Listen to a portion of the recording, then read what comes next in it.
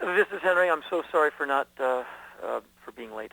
Hey, not a problem, brother. I totally understand. Dave Lawrence in Backing Honolulu. up and dominoing. So thank you for your persistence. I'll talk extra fast. And I didn't mean to be annoying if that was a... No. Your persistence kind of helped me pry myself away. No, it's all cool. I'm just, I know you're on a schedule too. So You're a good man. So I'll just get into it, and at the end, if I could just grab a couple of IDs, I'd be most grateful. no, we will do it. We'll do it all. You're the man. Just put a short intro on it, Henry. Aloha, it's Dave Lawrence. Oh, and by the way, can you hear me good? Am I at a comfortable level for you that this will work? All good. Okay, good. Aloha, it's Dave Lawrence. How are you? I hope you're doing great. Today we are speaking with a diversely talented guy. As he noted on a recent National Geographic TV appearance, he's fairly furious all the time, and his intense energy is often captured in the things he does, from being a performer on stage, radio, TV, and the screen, and film, and books, online dispatches, and throughout a rich life of expression. It's a pleasure to welcome him now for some time and a conversation. Henry Rollins. Aloha and mahalo, Henry. Thank you. It's good to get to talk with you. And before we get into some of the projects that you've got going on, what kind of experience with the islands of Hawaii do you have in terms of visits or friends that might live here? None of them good. So, no, have you... Coming back from Australia, moving back towards California, we stopped to do shows. It being part of the United States, we went through customs and immigration in Hawaii. We get to the baggage carousel, and I notice my luggage is out before anyone else's, standing alone. Interesting. Soon as I put my hand on my bag, I was literally surrounded by unsmiling men who whisked me away to squeeze out my toothpaste and, what do you mean by this, as they looked through my journal. In fact, all of us were just given that, here's your luggage all over the floor, where they went through, guitar strings. What's this? It's a drumstick. Like for, however long it took. And, we're not the type who are hauling, whatever gets you in trouble anywhere. Sure. And so that's just, a bad break at the office. That's part of traveling in a rock band. But I found the crowd, the audiences at shows, to be very odd. And the locals to be really just, uncool. And I'm friendly to, pretty much everywhere I go. I mean, I'm just a friendly guy for the most part. And, I was walking out of the hotel one day. It was a day off. And they told me there's a Gold's Gym down the street. So I walk up to this gas station. There's some fellows hanging out. I said, hey, guys, I'm looking for a Gold's Gym. Apparently it's down one of these roads, and I'm confused. Can you tell me where to go? And they just pointed some big road. They go, yeah, you walk down that road. I walk for like a mile and a half, dripping with sweat. I come back, and they're still sitting there. They go, how was your workout? And it was funny to them. The gym was behind the gas station. Right, it was funny that they had sent you out of your way. Well, they thought it was funny. I didn't think it was that funny. Right, and I wouldn't either. And does that bespeak of all Hawaiians? Absolutely not. Of course not. I've kind of had those kind of experiences there, like all 3 times I've kind of touched down and done anything there. So I've never been back to perform, and only I think the last time I was there, I stopped over on my way back from Okinawa. But nothing personal against the place. I don't know. It just hasn't been a great time for me thus far. Well, I hope someday there will be a chance to change that, and I will bend over backwards to make sure the next time you're here it will be more pleasant, my brother. But it's good you answer in an honest way, and I wouldn't expect anything different of you. When you're doing these spoken word tours and appearances, which are not new for you, I'm fascinated. What is different about the 50 tour? Well, it's going to be very brief. It's not a long thing. It's like 40 shows. And it's going to be slightly different material than when I do the Scorched Earth Tour of 2012, which will be like 11 and a half months and well over 150 shows. It's going to be a much briefer set by about half of, it's going to be about half the length, about a mere 90 minutes. And a bit of it at the top, I'm going to put together a very succinct thing about what I've learned in the last 30 years, like basically what a 50-year-old version of me could have told a 20-year-old me. And, what I've learned from traveling as I have and having lived this pretty interesting life. I mean, it's not like either of my parents ever lived. Because by and large, for the most part, for the last 20, 30 years, I've been, kind of famous, or at least, that of some degree of notoriety in that hey, that must be Henry. Oh, I thought he was taller. I get recognized. It's been an interesting life of, hey, isn't that you? And so I meet a lot of people. I get a lot of access. I get to go a lot of places. And so I've seen a lot of things that maybe a person who actually does work for a living might not get a chance to see. And from that, I've gotten a fairly unique vantage point. And I've learned quite a bit. And a few of those things I think are worthwhile to dispense, because I think it could utilize someone, someone could get some use out of it in the real world, which I steadfastly don't think I really live in. And in a lot of ways, you probably don't. When you think about getting something useful out of it, when you did the Born to Rage for Nat Geo, what did you, if anything, did you learn about yourself or about why you're the way that you are through that study about the warrior gene and stuff? Well, it gives the entire study gives one a bit of an opportunity to reassess the nature versus nurture discussion, which is age-old. It's as old as time itself. Is it something in the boy, or is it how he was raised?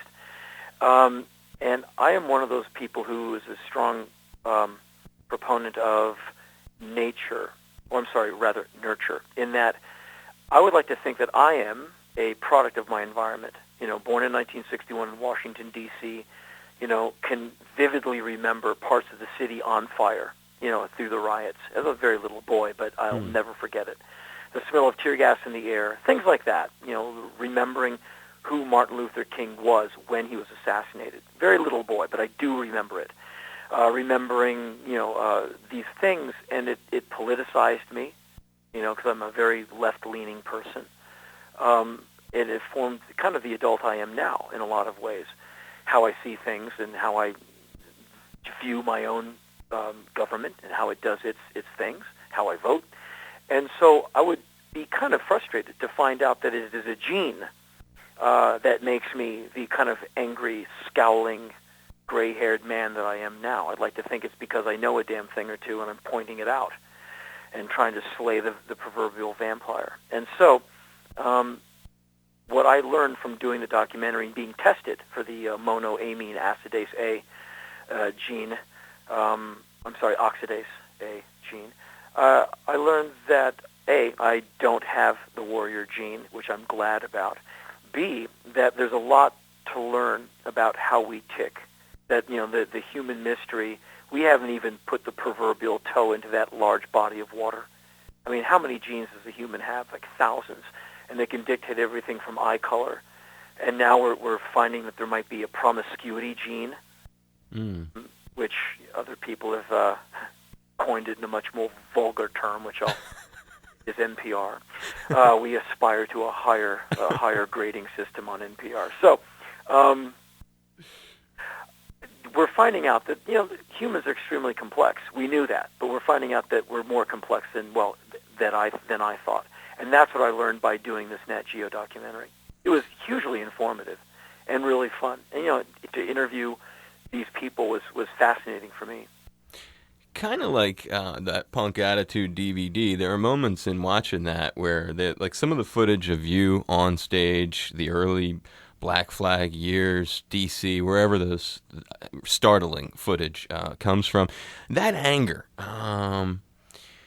When you, as an adult, especially looking at doing the 50 thing and the way you described it, the hindsight view of things, that anger, how much of that anger came from, I have read, when you were really a boy growing up, you were depressed and had low self-esteem. But when I look at you, you're this hero, this really incredible hero. How much of that anger came from that era when you were a little boy, and where did working out fit into it as a release? Well, all those things you said are I don't, the hero part. Thank you very much. As far as being a nervous young person with low self-esteem, that's absolutely true.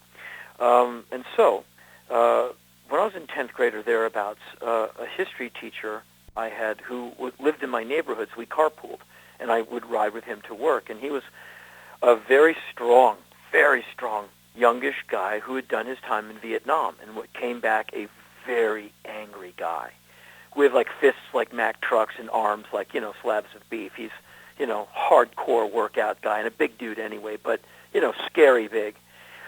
And he looked at me and said, he called me by my last name and said, "You're a skinny little insert epithet." I said, "Gee, thanks." Really bucks a guy up. He says, "I'm going to teach you how to lift weights, and you're going to do everything I say," which was more concern than my father ever showed me. So I said, "I'm in." And he taught me how to lift weights. And when you're like a teenager, you know your metabolism at that age. When you, start eating and start lifting weights on a coordinated system, man, you start seeing results. Right. And all of a sudden, I'm like, my lunch tray is like lined with milk. I become like this locust, never enough food. I become this inferno. And I'm working out, doing everything that this guy said, and sometimes doing the workout twice. Boy, do I miss that energy. And in a few weeks, like, whoa. You look at yourself and you're like, damn, I'm looking like that guy in the magazine. Like, of course not. But you can see that your body looks different. The development. First time where I had achieved something, where I had gone out to reach a goal and had achieved it. And I never saw that scholastically. I mean, I had like over a 100-point average in English because for me it was easy. My mom taught me how to read before I was in school, and the teacher said, "Okay, you have to read this book." I'm like, "I read that 2 summers ago." Like, no problem. Happy. And so I always had, good vocabulary skills and all of that. And so it was always, all of that was always interesting to me. And so that was never, every other kind of lesson, math and all of that was just completely alien. I never got it. And so the weightlifting actually made me think that my feet were on the ground, that I am somebody. I am here. I've achieved something. I have some self-worth. That was a huge revelation to go, oh, I don't have to take this from these guys anymore. I don't have to feel this way. Man, that is, maybe, that's kind of that, light bulb over the head moment. It changed the way I listened to rock and roll, changed the way I thought about myself, and it was a drop of esteem, not a bucket. It was a drop. It was like a pinprick in the brick wall, and you can see the light. You're like, oh, okay. And down came the wall. So this one guy, in 2 ways, both influencing the working out, but also in my sensing that the anger came from him too, or some of it. The weightlifting kind of gave a barrel for that particular projectile to coalesce and start firing through. But his anger was an anger that I only understand as an older guy, knowing more about the Vietnam War and having met many, many soldiers working with the USO. I mean, he had one of those deeply silent, like where you look at a coal and go, oh, that coal's burned out. I go, no, actually, you're only looking at the ashes. The thing is white hot on the inside. He was that. We'd be at a red light. The light turns green. And if you don't, some traffic, you don't step on the gas, someone beeps behind you, and you go, yeah, whatever, and you keep driving. He would stop the car, turn off the ignition, and make the entire line of cars just wait through the entire green light, hoping some poor idiot would get out of his car and walk over to his car and say, hey, pal, what's your problem? No doubt this teacher would have pulled that guy's larynx out of his neck. I mean, you feared for anybody foolish enough to walk up on him. He was that big and that, like, angry down to his DNA. It's a rage I don't quite get it. While I totally believe you, from you describing it, Henry, I'm sure for anyone listening, it almost sounds like you're describing yourself. It's intense. Yeah, but not like I'm going to rip someone's head off. I'm an angry person, but I'm kind of like a dog barking loud. It was like, wow, this guy needs to see somebody. And at school, like he was like a younger teacher. A lot of my teachers were, World War II veterans, Korean War veterans. He was kind of a younger, and some of my teachers were not actually war veterans, but a lot of them were. He was kind of that, one of those young Vietnam vets, and you could see even the older war vet teachers, like your older fellows, they kind of were a little freaked out by him because he just had this thing You're like, wow, he's one heavy dude. And I've seen it. I've met quite a few veterans, in the years since. And some of those guys, they walk with some kind of, maybe it's the memories, maybe it's what they, what they saw, what they did, what they have to remember. I don't know, but it's very real. Yeah, well, living here in the most militarized state with 55,000 active servicemen and having been on the air for 8 years doing a lot of mail radio previous to the NPR, I have had a lot of encounters. And where you live, you also have a lot of homeless. That's right. Vets who live in the woods, and the weather is nice enough to where you can live outside. And you, apparently, from what I've read, there's quite a problem with guys who just can't hang. They can't live inside. They can't be part of a family. People have tried, people have failed, and what are you going to do? We've this country. You're America. We have a huge war budget. That's what we do. We make wars happen, and now those birds come back to roost eventually. There's an uptick in suicides of Iraq and Afghanistan veterans that no one wants to talk about, is because it's one of those awful, awful truths. And some of our guys and gals, they're not getting the care they need, and I don't understand why they don't. Why people aren't dropping everything to give these people the care they need. I bet you wouldn't find one person in this country who wouldn't be on the side of a vet in need of care. I mean, who doesn't want some guy who is having problems to get the help he needs after he's gone to Baghdad 5 times? You might not like war, but you like these people, because they just took a job, and, you might disagree with the job, as I do wholeheartedly, but they did it, and they deserve to be looked after. That's at least my opinion. And I can't think that, I think that's where the left and the right politically come together. Why we're not seeing that becoming a more actionable point in this country. I don't get it. Why are veterans in line waiting for benefits? It should be like FedEx. You should say, hey, I need something, and the next morning it should be, here, thank you for what you did. I mean, I don't see I don't see a discussion to be had about this. I just hear, yeah, we'll get that to you real fast. We share the opinion, my brother. But I don't think, I don't see where the argument is. I mean, say you wanted to oppose me, even in theory, where would you go? Right.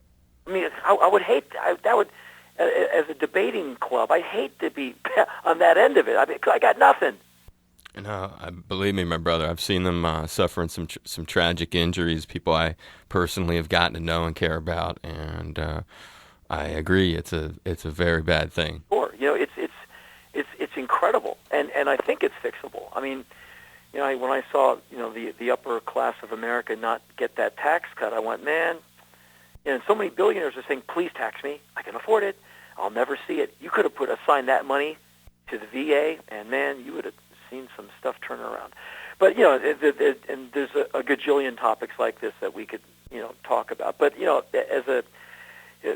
this is what I try and shine a light on with the talking shows. This is why I travel to these places. That's why I work with the USO, because the soldiers I like. I don't think anyone likes a war. But the soldiers I like very much. And so I'm trying to, as I hit 50 and move hopefully onwards from that for a lot of decades, I'm trying to make a difference in my own small way. And for me, this is how punk rock should be comporting itself when it's, gray of head as I am. And hopefully Thomas Jefferson and Joe Strummer, if they were around, they'd be saying, yeah, go, man, go. Aloha, listeners. My name is Henry Rollins, and you are listening to a show that actually merits your great attention with one young, very, very talented Dave Lawrence. Please stay tuned. Aloha, everyone. My name is Henry Rollins, and you are now tuned into a show that actually merits your great attention. So give it to him. His name, Dave Lawrence. The show is magnificent. Stay tuned. You're a good man. I give you a hug. I'll reach out to you via email. And thanks. I hope this wasn't too much of a pain in the ass. Don't worry about it, Dave. We'll talk again. We will. Be safe, Henry. I'll talk to you soon. All right, man. Thanks. Aloha.